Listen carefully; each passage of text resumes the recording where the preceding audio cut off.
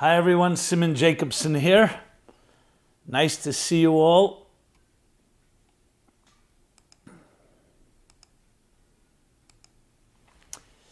So in our ongoing new series called the Bible series, lessons, personal, psychological, emotional, spiritual lessons we can derive from the greatest bestseller of all, the Bible. So we are now beginning the book of Exodus. The book of Exodus, this dramatic, both tragic, but also unbelievably hopeful story of exile and exodus. Slavery and freedom, something we all seek to achieve forms of transcendence in our lives, to free ourselves. Slavery doesn't always mean bondage in the physical sense. Slavery can be also addiction, fears, inhibitions, and everything that limits us and constrains us from really being the best we can be. So, in that spirit, we will be speaking about the birth of a legend, discovering the power of Moses within me.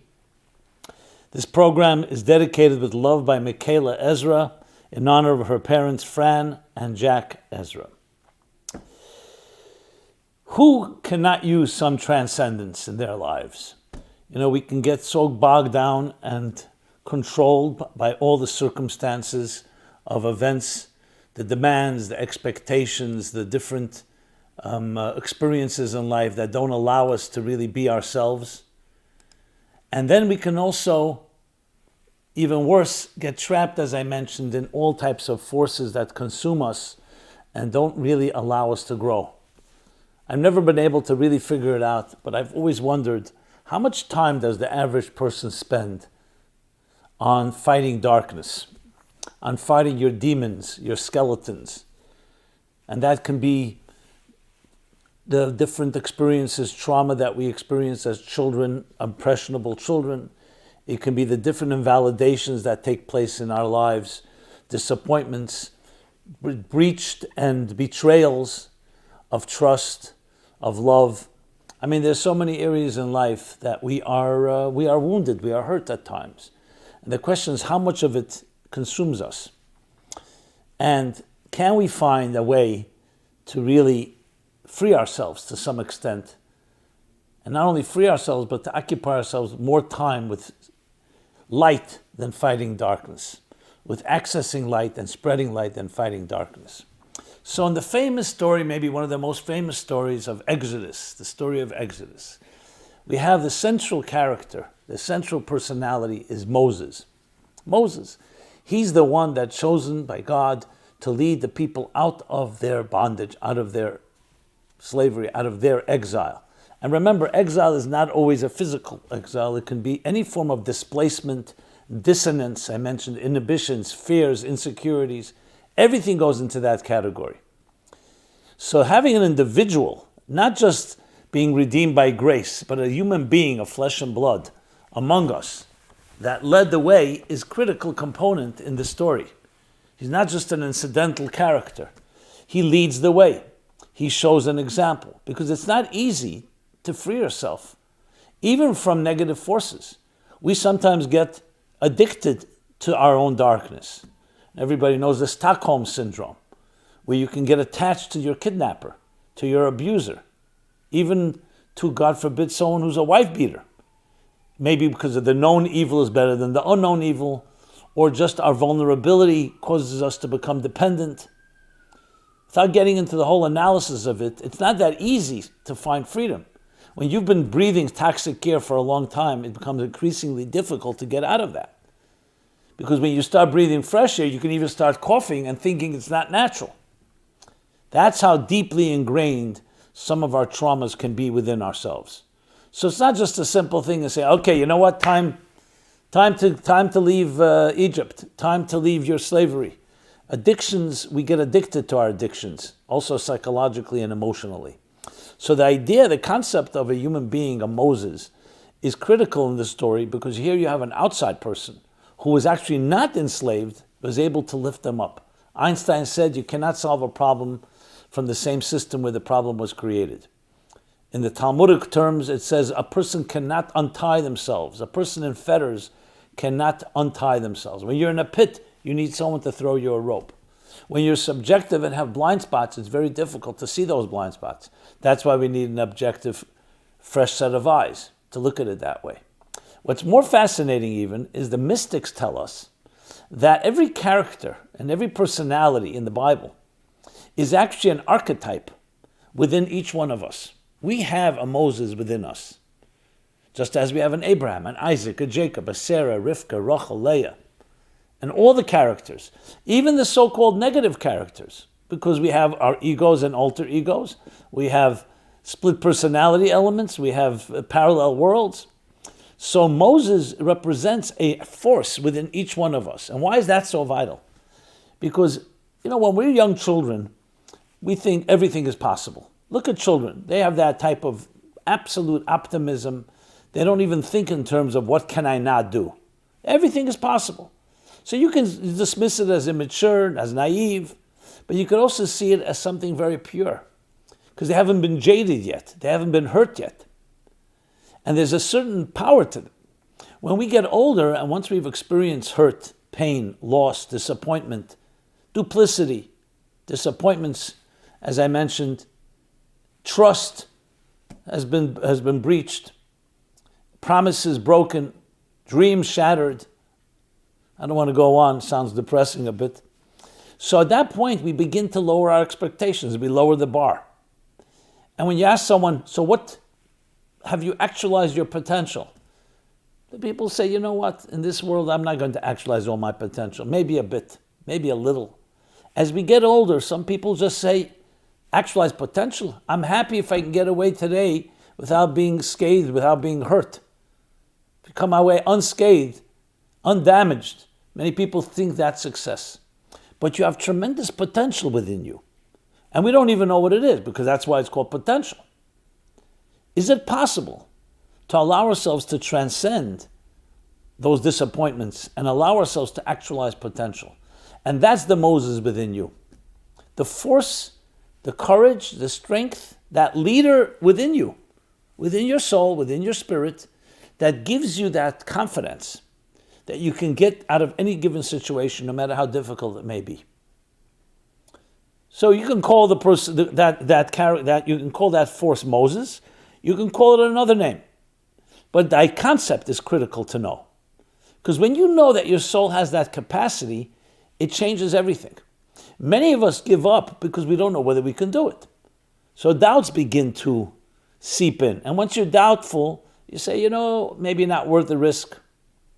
But if you have a voice in you, a confident voice that says you can do it, no matter what comes your way, you're able to reach a place and dig deeper, that alone gives you the confidence. And confidence is a critical component. We all know about psychological warfare. In any battle, in any war, the intelligence is as important as the very weapons we have. It's maybe the most important weapon, intelligence. And that's why, as Winston Churchill famously said, that in time of war, the truth is so precious, you have to surround it with an army of lies. So there are decoys, and there's subterfuge, and espionage. Because why? Because we want to know where the power lies, and the enemy is going to conceal that. Psychological warfare means that I may be far weaker than you, but I convince you that I'm stronger. Or I convince you I'm stronger in this place when I'm really not. And I'm maybe weaker there. And then you are convinced, so you let your guard down. Psychological warfare. Psychological warfare means your attitude matters as much as your very weapons. And attitude is critical in this context. So the Moses within you gives you that attitude. I don't like to say fondly, but I often cite Oliver Wendell Holmes' tragic poem called The Voiceless, where he begins, alas, to those that die with their song still inside them. Alas, how sad is it that someone dies with their song still inside them. You have a tremendous song to sing. I would say many songs, many melodies.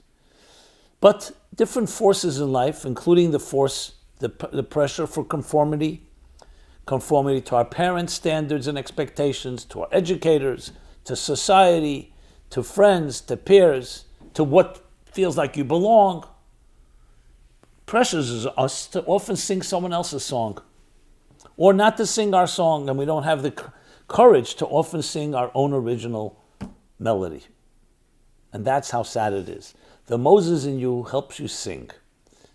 It encourages you. It encourages you, and it says, allow yourself to sing. Have the strength and the awareness that you have something unique to contribute, that you and only you can contribute. This is essentially what happened when Moses comes to the people and says, the time of your liberation has come. The people it says they couldn't even listen to him. Their difficult work and their short breath, they were so overwhelmed with their lives, they couldn't even hear what he had to say. So it's not that we don't have salvation coming our way. Sometimes it's right there before you. But you don't have the time, you don't have the energy. You don't even have the hope. The Moses in you gives all of that and allows you to breathe again. What you need to do, what each of us needs to do, when I say you, I mean me as well, what we need to do is allow that voice to emerge. Because it's the single most important voice that gives you the confidence, that gives you the hope. We all have gone through in life difficulties. Some of us more difficult than others. The difference will be not whether we go through difficulties, but the other side. Do we have that voice of Moses within us? That voice of strength, of hope, of fortitude, of faith. I was talking to someone, I remember one of my classes, and he always used to remind me that he's an atheist. Not an agnostic, but an atheist. Now, he was a researcher, a medical researcher, a doctor. But he chose, instead of being a practicing doctor, he chose a few illnesses, diseases, lesser known ones, that he decided he's going to conquer in his lifetime. That was his passion, his drive. And I remember saying to him once, I said, how are you so sure that you're going to conquer this disease? He says, because when you set your mind to anything, you can do anything you wish. But how do you know? Maybe this disease is not curable. Absolutely. Absolutely curable. I said, you know what? You're a religious fanatic. It's just that it's not God. It's medicine. It's healing. It's nature. You just have a different word for it. You're absolutely convinced. Like the Wright brothers. I am sure if they had gone to an investor, whenever it was, 100 years ago, more than 100, 120, 30 years ago, and they would have said, by now it's already the late 19th century, and said, we want $1,000, which was a lot of money at the time, $500. We're going to create a flying ship that's going to weigh tons, but it's going to defy gravity, like a bird. They'd be thrown out like a bunch of crazy people. And yet, look what happened. What was the driving force? What gives a person that confidence? Yes, you could say there's a certain element of insanity, good insanity. What was it that Steve Jobs said? Only those that are crazy enough to believe that they can change the world are the ones that do. Yeah, you need something that's beyond just the regular logical structure of things. You believe in something that may sound impossible, and then it became possible. And there are flying ships, and there are entire industries around it. Every time I take off on a plane, every time you go to an airport, entire cities built on a few people who decided we're going to be like a bird, we're going to fly like a bird. So what do you see from this? That the human spirit has something within it. You can call it positive insane energy. What the Kabbalists, the mystics they call it supra-rational energy. And it's Moses within us that carries that energy. In Hebrew, the name for Moses, why is he called Moses? The Hebrew for it is Moshe. Moses, Moshe. But it's a strange name if you look into the Bible. It says, why was he called Moses? Because Pharaoh's daughter drew him out of water. Min hamayim mishisuhu. She drew him out of water because he was lying in a waterproof basket that his mother had placed at the edge. Her mother's daughter, Miriam, Moses' sister, sent by her mother to place this little baby boy in a basket at the edge of River Nile. And the daughter of Pharaoh discovered him. And because she drew him out of the water, she called him Moshe. Now this child had a Hebrew name that his parents gave him. And yet we only know him by this name, Moshe. Question is why? Let's say Pharaoh's daughter was a fine woman. She took care of him. But it seems like because she drew him out of water, here's how the mystics explain it beautifully, that there are two types of souls. There are water souls and land souls, as in S-O-U-L-S. There are water mammals and there are land mammals. Water souls and land souls. What's the difference between them? A water soul, like a fish in the water, is completely submerged in its life source. The water animals are completely submerged in their life source and connected to it and always aware of it. Land souls, like land animals, they traverse and they travel the earth, even though they need to breathe, but they're not submerged. They don't feel submerged in their source. So the mystics explain there are two types of consciousness. One is called the conscious world. The conscious is like the land, where you feel your tangible identity, self-contained identity, an entity, as opposed to your life source. And then there are the superconscious souls, where they're submerged in another reality and they're always aware of something beyond them. They don't have a separate identity. They're connected to a higher reality. And they're always aware of that. In another form of language, it's called bittul, B-I-T-T-U-L. Completely a form of combination of modesty, humility, suspending yourself in the face of a higher reality. That's when we're standing in front of a beautiful, awesome sight of nature. You're listening to a glorious symphony, and you lose your whole identity. You're in the zone. You lose your sense of consciousness as you're absorbed in something greater than you are. That was Moses. So though she drew him out of water in the physical sense, it really came from a spiritual source, that Moses was a soul that was drawn out of the water dimensions of the superconscious, called the hidden worlds of water, the mysterious world. And he came out to land to remind us of that deeper superconscious within each of us. Because when we live on the conscious level, like I said earlier, life's experiences, life breaks all people, as Hemingway said.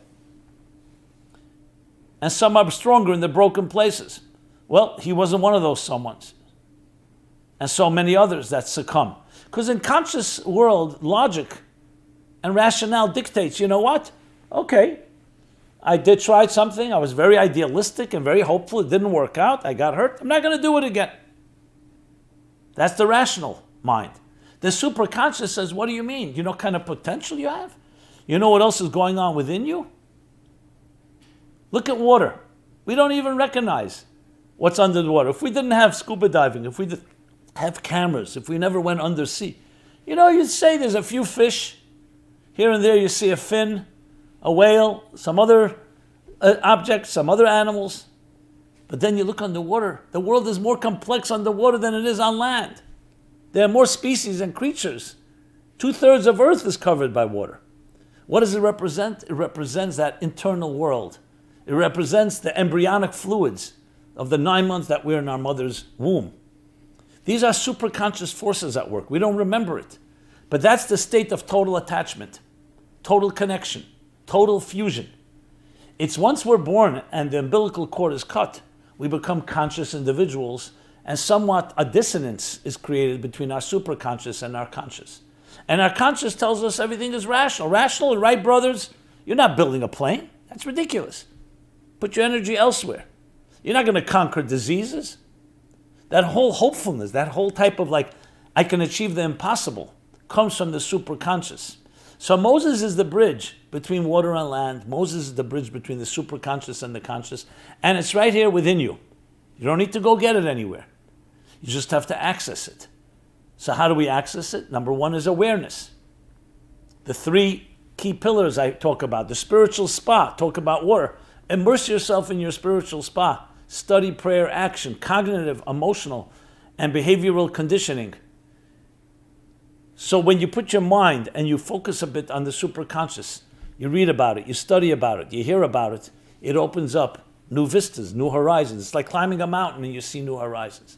But then emotionally we have to be also open to it. Because your mind can be traveling there, but your emotions are locked. So emotions mean experiencing something new emotionally. Finding a new friend, finding a new love, something that your emotions also open themselves up to new possibilities. And then action, behavior. Behavior, reach out to someone. Don't wait. Don't be reactive, be proactive. Behave like a leader. Behave like a Moses.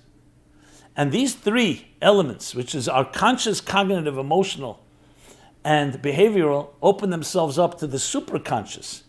That's where strength comes from. That's where new possibilities come from.